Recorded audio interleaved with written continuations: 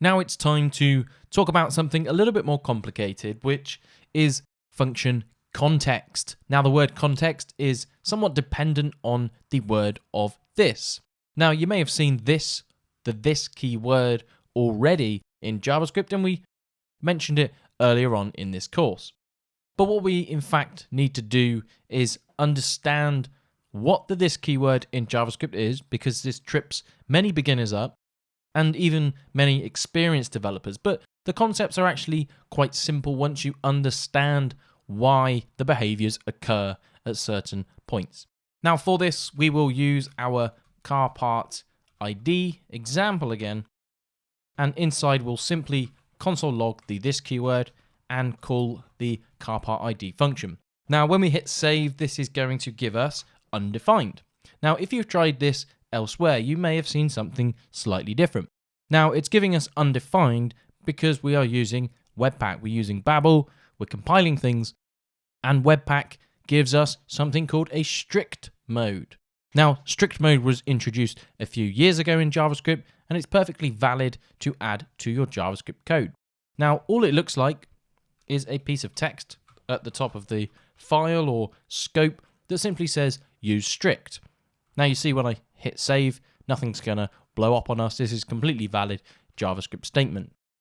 So if we want to dive out of the safety net that the strict mode gives us, what we can do is comment this out and open up our index.html. Now inside here, I'm gonna add a script tag, and inside we'll go ahead and paste our car part ID function.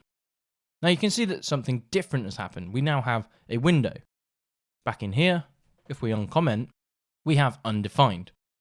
Now this is because our code here is now inside the global scope. There's nothing stopping anyone accessing this, and in fact we can go and say car part ID, and you can see that that function is available to us on the global scope because we can then go and start calling it in the DevTools console. So firstly, why is the global scope defaulting to this window object? Now this has been the default behavior since JavaScript inception, and we kind of realized years later that we might not want the window object to be the default value of this. Now I say the default value because it depends how your function is being called. Now when a function is just purely invoked like this, it's technically being invoked by whatever environment it sits in. Now this is a crucial thing to understanding this keyword. So the this keyword, in fact, could have many values. It could have window, it could have undefined, it could have something else. Now let me just show you as an example why it's dynamic. There we go, we've just changed it to an object. We could go and change it to an array. So you can kind of think of this as like a variable, if you will, and it will change based on how this function is called. Now we can call it multiple times, and I can demonstrate to you that we might want to call it with a string context. So you can see how the this keyword is completely dynamic. Now back to where we were talking about why the this keyword is here and how it is changed when we enter the use strict mode. So I can save this out and you'll see this is now running this particular script in strict mode. So whenever we declare strict mode, that block of code or perhaps a JavaScript file then is executed in strict mode. I'd have a look, and I'd recommend you having a look on use strict further, as it has some other useful things that make our JavaScript a little bit more predictable. So now that we've demonstrated that the almost default value of this when we call a function and just simply invoke it is in fact the window object, we've learned it. Let's jump back to our index.js. So continuing where we were, we want to give you a far better example. So we're going to say the const first car is going to be an object. Now we haven't touched on objects, but it's necessary to show you how these things work. What we'll do is create a random hash ID again, and we'll also duplicate this and create another completely random ID. Instead of first car, we'll call this our second car. And inside our console log, instead of logging the this keyword, we're now going to interpolate this, and we're going to look a property up called ID. Now, if you've already experimented with the this keyword, you may understand where we're about to go with this example. Now, at the moment, first car and second car do not exist. Their IDs, however, exist on an object, and we simply want to borrow the functionality of this function. So what we can in fact do is borrow the functionality and execute this line of code inside the function by providing the different context.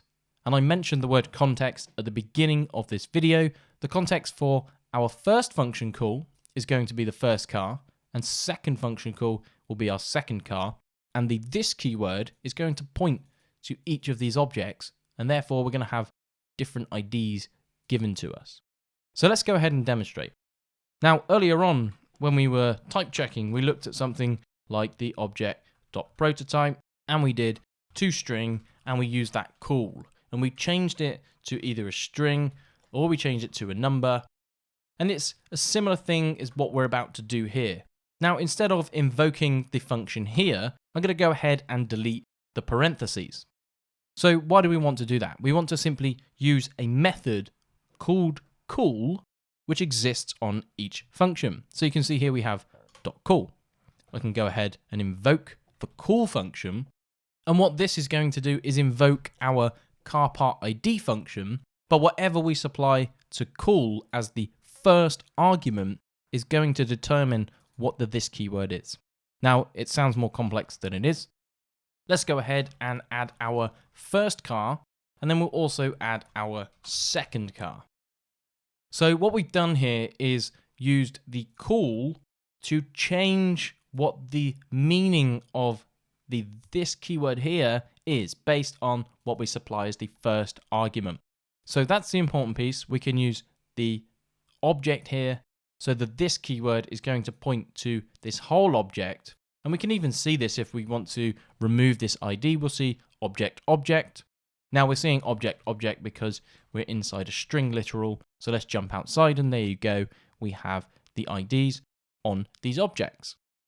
So that is what this means. Now the interesting thing, we could go car part ID and then call this, and our first one would then be undefined. So you can see that we can dynamically change the execution context as we continue. Now, we also have call, but we also have something else called apply. Now, apply does exactly the same thing. However, our typical go-to is using a .call instead of apply. So it would be good to understand the differences between the two. Now, this all comes down to function arguments. So what we want to do is supply our part ID's name like we've been doing already. So for this, we will interpolate the this.id value again, and also add the name, which we're going to pass through the function arguments. So if we in fact save this out, we're going to see two undefined values. Now, one's using call, one's using apply. So what are the real differences?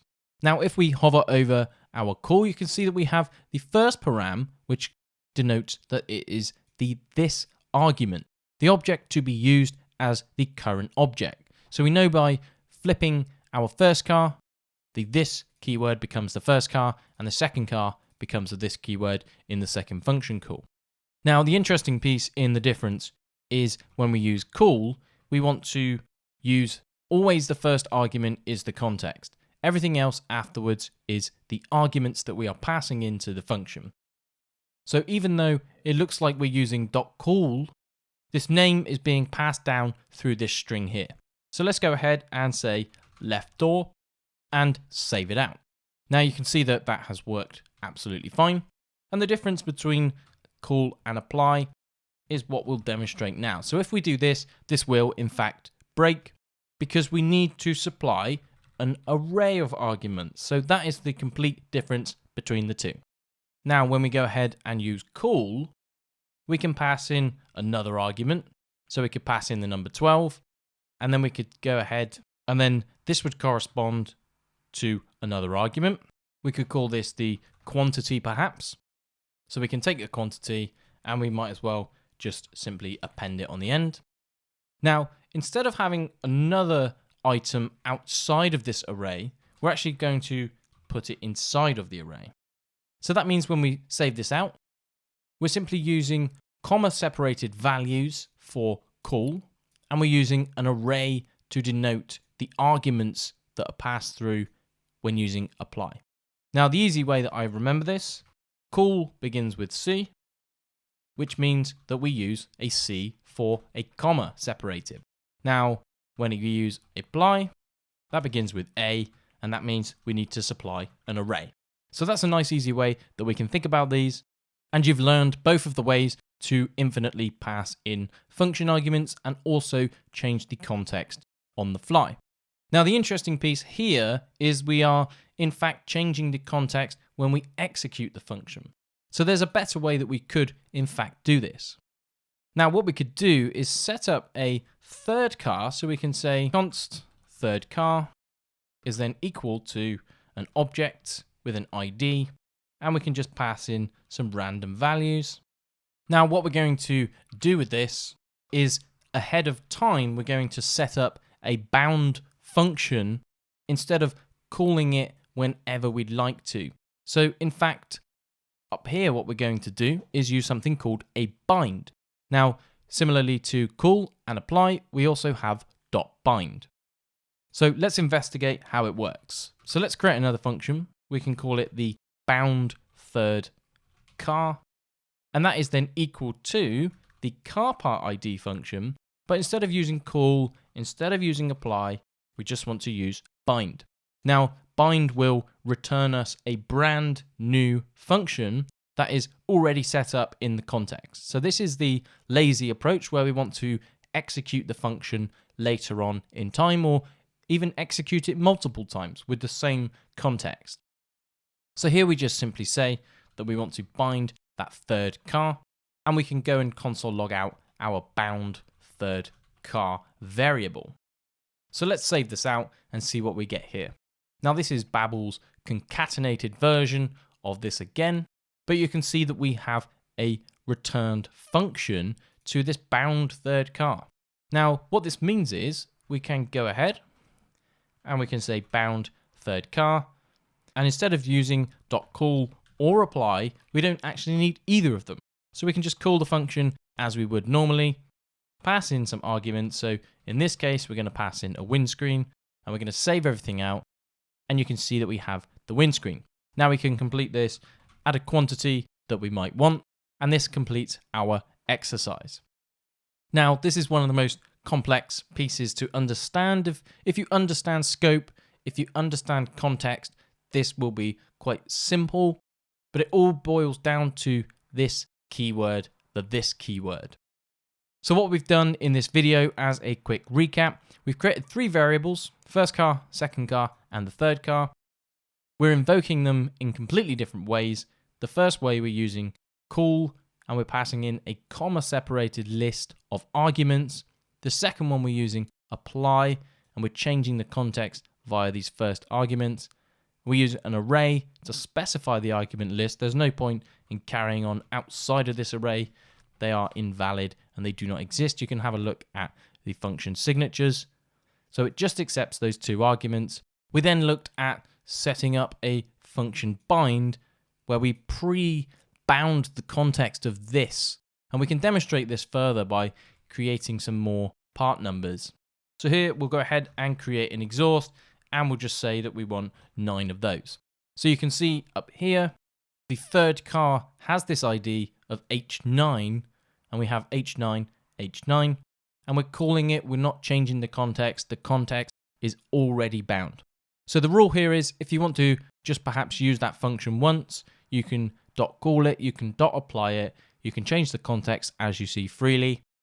If in fact it becomes something that you want to reuse, then using .bind is the way to go.